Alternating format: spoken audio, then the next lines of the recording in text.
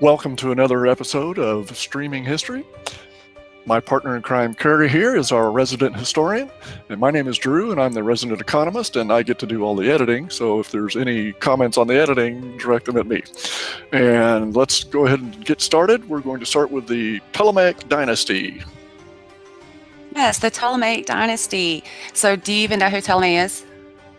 Only from the research I did based on your suggesting that we do the Ptolemaic Dynasty. I had not put that together yet. I mean, I knew who Cleopatra was, who we'll talk about here in a moment, but I didn't know how Cleopatra ended up being Cleopatra, the Cleopatra that we're aware of.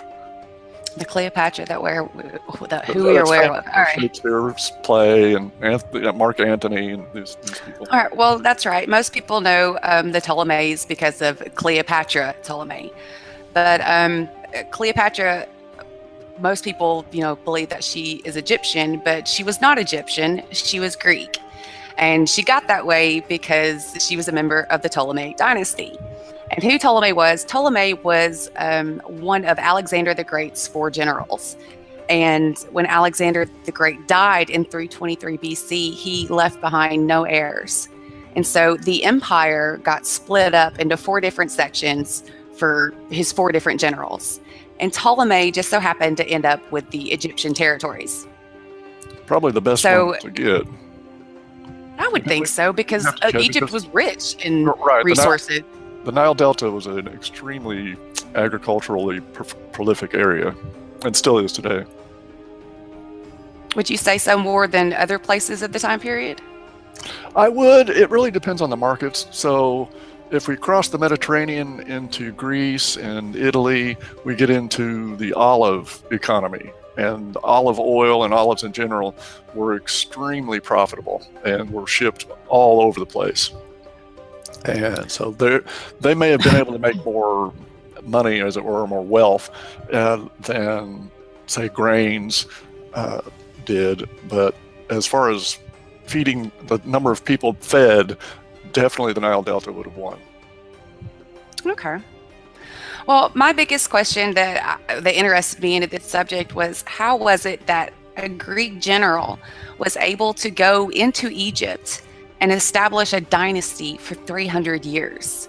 Like, why was there not an Egyptian uprising or, a civil war or something like that? And the answer, it turns out, is because Ptolemy was able to incorporate and fuse together both of those cultures, both Greek and Egyptian. So what he did is, when he come into Egypt and he took over his building projects, you could see some of the Greek influence in the architecture around some of the cities that he was building. But not only would you see that Greek architecture, like that's the Greek side, but the Egyptian side is that he incorporated Egyptian dress, religion, his funeral rites. Like every depiction that you see of him in his cartouches or anything, he's in a full Egyptian dress with the headdress and the skirt and all of that. And when he died, he even went through the Egyptian funeral rites. So he was able to make that successful, able to come in and allow the Egyptian people to see that he wasn't just taking over and making everything Greek. Like, he was trying to blend in to make it work. And I totally respected that. Right. And I think that's so awesome. It sounds like his successors did the same thing. They followed that lead over 300 years.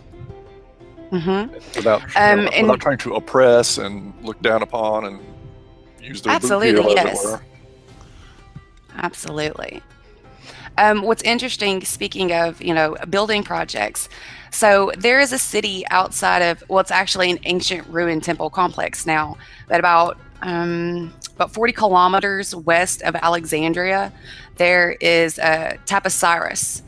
And up until 2015, archaeologists had completely dismissed Taposiris, thinking that there was nothing there, that it's just some ruins. They didn't find anything, so it's never been really explored.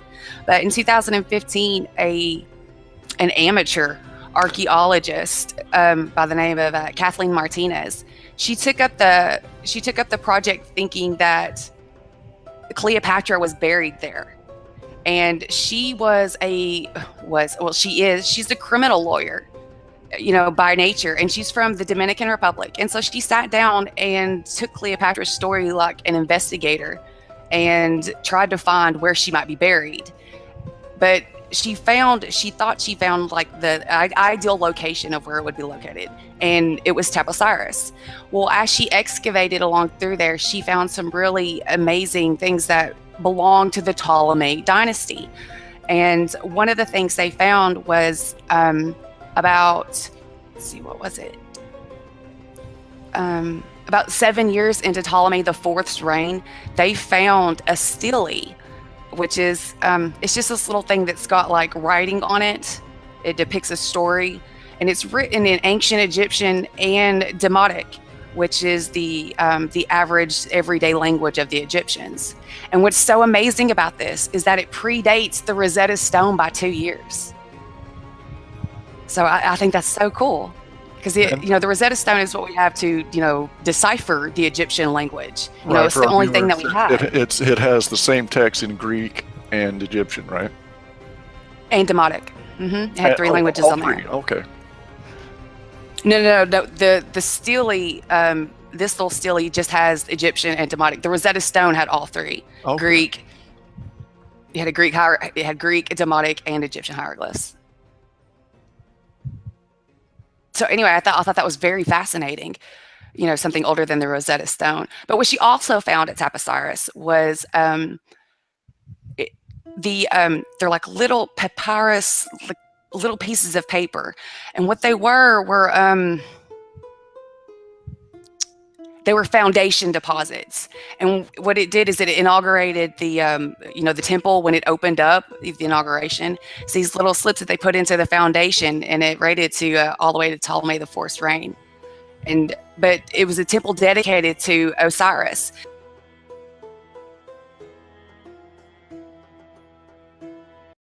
The fact that she was able to correlate Cleopatra and this temple site with the Ptolemaic dynasty and their worship, with Osiris. Like, she was able to put those two together and come very close to finding her tomb. The only reason I think she's not found it yet is because the digging season ran out. So I believe when she continues her work in the next digging season, I believe she is so close to finding Cleopatra's tomb. But that in itself, that whole temple site, that just confirms the Ptolemaic dynasty and what they were trying to do and what their beliefs were, and even more about how they were fusing Egyptian culture with their own Greek beliefs. What do you think about that?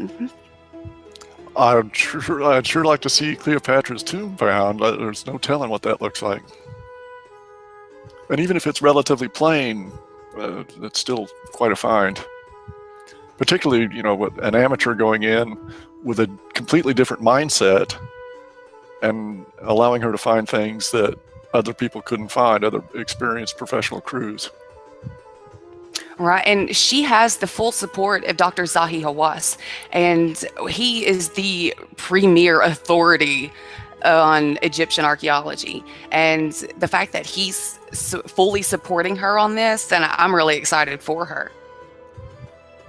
She may have a new career ahead of her. All right. But the Ptolemaic dynasty, like Taposiris wasn't the only building place that they did. They also found, actually Dendara is a really famous Egyptian temple site. It's a city. It's a little further. It's south. It's in the southern part of Egypt. But there's a huge Greek temple complex there that most visitors, that's what it's famous for, that most of the visitors go there and they visit the complex. But the city dates to the time of Cleopatra and her father. So those were specific examples where they were building and still showing their Greek heritage through the architecture, but keeping all things Egyptian. Interesting. And a great way to keep the locals happy and feeling confident that they're being led by people who care about them. Absolutely. So the Ptolemaic dynasty only lasted 300 years. I mean, only lasted 300 years, but it did. He did better than most people, did with their dynasties. But it lasted 300 years, and it came to an end with Cleopatra. Cleopatra was the daughter of Ptolemy the Ninth, and she famously allied herself with Rome, with Julius Caesar and Marcus Antony.